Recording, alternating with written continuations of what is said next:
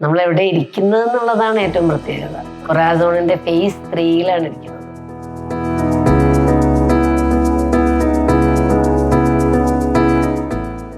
ഞാനും റിട്ടയർമെന്റ് കഴിഞ്ഞ ആൾക്കാരാണ്. പാരലൽ വ്യവസായ വിദ്യാഭ്യാസ സംവിധാനങ്ങളെയും കൂടി നമ്മൾ പ്രോത്സാഹിപ്പിക്കേണ്ടിയിരിക്കും.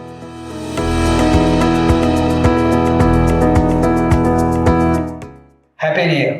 Same to you. 2024 ഈ ജനുവരി 1-ാം തീയതി പുതുവത്സര സായാഹ്നത്തിൽ നമ്മളിങ്ങനെ ഇരിക്കുമ്പോൾ അതിനൊക്കെ എന്താ തോന്നുന്നത്? നമ്മൾ എവിടെ ഇരിക്കുന്നത് എന്നുള്ളതാണ് ഏറ്റവും പ്രത്യേകത. നമ്മൾ ഇരിക്കുന്നത് കൊറാസോണിന്റെ ഫേസ് 3-ലാണ് ഇരിക്കുന്നത്. കൊറാസോൺ 5 വർഷം കഴിഞ്ഞു, 6ാമത്തെ വർഷത്തിലേക്ക് കടക്കുന്നു. ഈ അവസ്ഥയിൽ പോയ കാലങ്ങളെ കുറിച്ച് നമുക്കൊന്ന് വിലയിരുത്തുന്നത് നന്നായിരിക്കും എന്ന് എനിക്ക് തോന്നുന്നു. 2018-ലല്ലേ നമ്മൾ സ്റ്റാർട്ട് ചെയ്യുന്നത്. തുടങ്ങുമ്പോൾ വെറും 4 സീറ്റാണ് നമുക്ക് ഉണ്ടായിരുന്നത്. ഇപ്പൊ ഏതാണ്ട് ഈ 5 വർഷം പിന്നിട്ട് കഴിഞ്ഞപ്പോ നമുക്ക് ഇപ്പൊ ഫേസ് 3-ൽ നമ്മളിരുന്നിങ്ങനെ സംസാരിക്കുമ്പോൾ 1200 സീറ്റുള്ള ഒരു സ്ഥാപനമായിട്ട് കൊറാസോൺ വളർന്നു. നമ്മളെ വളരെ സന്തോഷകരമായ കാര്യം. വേറെ കാര്യമായി തീർക്കുന്നുണ്ട്.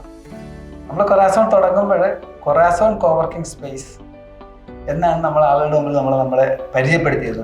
ഇപ്പൊ നമ്മൾ അങ്ങനെയല്ല പറയുന്നത്. Corazon not just a coworking space എന്നാണ്.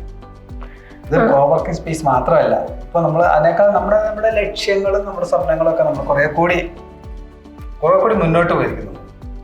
അതെ, ഈ ഒരു ഫൈൻ ട്യൂണിങ് ആണ് ശരിക്കും പറഞ്ഞാൽ കൊറാസോണിന്റെ ഒരു യൂണീക്നെസ് എന്ന് പറയുന്നത്. ധാരാളം ചെറുപ്പക്കാർക്ക് നമ്മൾ അവസരങ്ങൾ കൊടുക്കുകയും അവരുടെ ബിസിനസ് സ്വപ്നങ്ങളെ പൂവണിയിക്കാൻ വേണ്ടിയിട്ട്, അല്ലെങ്കിൽ എങ്ങനെ നമുക്ക് അവരെ സപ്പോർട്ട് ചെയ്യാന്നുള്ള രീതിയിൽ സദാസമയം ചിന്തിക്കുന്ന ഒരു സ്പേസായി മാറി സത്യത്തിൽ കൊറാസോൺ.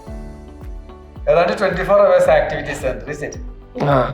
ശരിക്കും നമ്മളിപ്പോ ഈ പുതുവത്സരത്തിൽ നമുക്ക് ഇനി അങ്ങോട്ട് ചിന്തിക്കാനുള്ളത്, നമുക്ക് എന്തെല്ലാം സർവീസുകൾ ആഡ് ഓൺ ചെയ്യാൻ കഴിയും, എങ്ങനെയൊക്കെ പുതിയ സംരംഭകരെയും നമ്മുടെ ചെറുപ്പക്കാരെയൊക്കെ നമുക്ക് സഹായിക്കാൻ കഴിയും, ഒപ്പം നമുക്കും അവരോടൊപ്പം അങ്ങനെ മുന്നോട്ട് പോകാൻ കഴിയുമെന്ന് നമുക്ക് കുറെ കൂടി ഒന്നിച്ച് വിലയിരുത്തേണ്ടിയിരിക്കുന്നു ഈ നവവത്സരത്തിൽ. അതെന്താന്ന് വെച്ചാലേ, ധാരാളം പ്രോഗ്രാമുകൾ നമ്മളുടെ ഗവൺമെന്റും കേന്ദ്ര ഗവൺമെന്റും ഒക്കെ കൊടുക്കുന്നുണ്ടെങ്കിലും നമ്മളുടെ ഇപ്പോഴത്തെ കുട്ടികൾക്ക് അതിനെപ്പറ്റി ഒന്നും അറിയുന്നില്ല. അവർക്കറിയില്ല എന്തെല്ലാം സൗകര്യങ്ങൾ ഇവിടെ ഉണ്ടെന്നുള്ളത്. ശരിക്കും നമ്മളിപ്പോൾ ഏറ്റവും ഭീഷണിയായിട്ട് ഇന്ത്യ തന്നെ അഭിമുഖീകരിക്കുന്നത് ബ്രെയിൻ ഡ്രെയിനാണ്. നമ്മുടെ നല്ല നല്ല തലച്ചോറുകളൊക്കെ പുറത്തേക്ക് പോയിക്കൊണ്ടിരിക്കുകയാണ്. നമ്മൾ ആലോചിക്കപ്പെടുന്ന കുറെ കണക്കുകളുണ്ട്.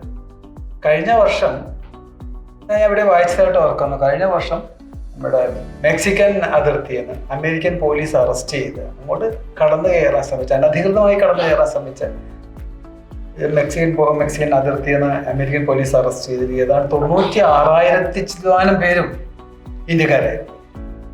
അതിന് മുമ്പത്തെ വർഷം 68,000 എന്ന് പറഞ്ഞാൽ ഓരോ വർഷവും 1000-കണക്കിന് 10,000-കണക്കിന് നമ്മളുടെ ചെറുപ്പക്കാരാണ് അനധികൃതമായി കയറുന്നവർ കൂടുതൽ പെടും.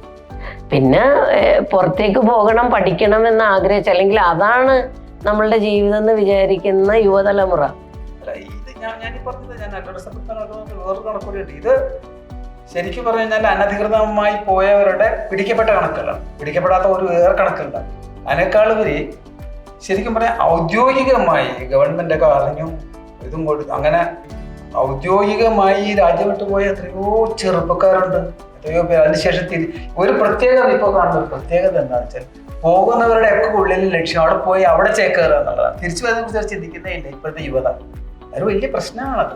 ആക്ച്വലി റിസോഴ്സ് ഇല്ലാത്തതല്ല ഇവിടുത്തെ പ്രശ്നം. ഇന്ത്യ റിസോഴ്സ്ഫുൾ അല്ലേ സത്യത്തിൽ?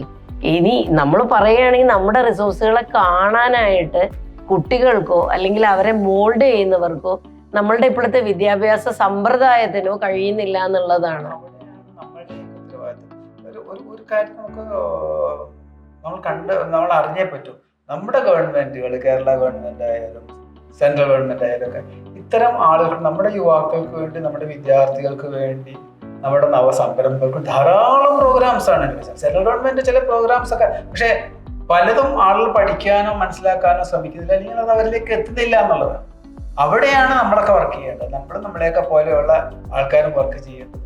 ഇത്തരം സന്ദേശങ്ങൾ, യെസ്, ഒരു രാജ്യം, ഒരു മഹത്തായ രാജ്യവും അതിന്റെ സർക്കാരുകൾ നിങ്ങളോടൊപ്പം ഉണ്ട്, നിങ്ങളത് ഉപയോഗപ്പെടുത്തുക.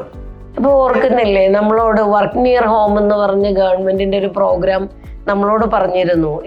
ഒരു MLA കണ്ണൂരിൽ നിന്ന് ഒരു MLA പറയും, നമ്മൾ പോവുകയും കാണുകയൊക്കെ ചെയ്തിരുന്നു. ഈ അടുത്ത് അതുമായിട്ട് ബന്ധപ്പെട്ട കിഫ്ബി കൊടുക്കുന്ന സൗകര്യങ്ങളും ലോണുകളും ഇതെല്ലാം വെച്ചുകൊണ്ട് തന്നെ നമ്മൾക്കൊരു മീറ്റിംഗ് നമ്മൾ ഈ അടുത്ത് എടുക്കുകയും ചെയ്തു. അപ്പോൾ ധാരാളം റിസോഴ്സുകൾ ഉണ്ട് ഇവിടെ. പക്ഷെ എന്തുകൊണ്ടോ കുട്ടികൾക്കത് മനസ്സിലാകുന്നില്ല. അല്ലെങ്കിൽ ഒരു പാരമ്പര്യ സമ്പ്രദായം, ഒരു നമ്മൾ പറയില്ലേ സാധാരണ ഒരു ട്രഡീഷണൽ എഡ്യൂക്കേഷൻ എന്ന് പറയുന്നത് ആളുകൾ ഇപ്പോൾ അതിനെ മറികടന്നുകൊണ്ടാണ് ഇപ്പോൾ പോയിക്കൊണ്ടിരിക്കുന്നത്. എത്രയോ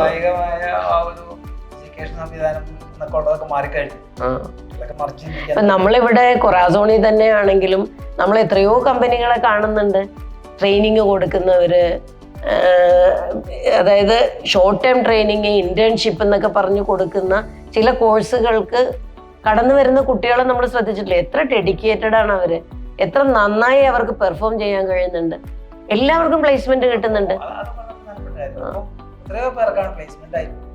ശരിക്കും അങ്ങനെയുള്ള പാരലൽ വ്യവസായ വിദ്യാഭ്യാസ സംവിധാനങ്ങളെയും കൂടി നമ്മൾ പ്രോത്സാഹിപ്പിക്കേണ്ടി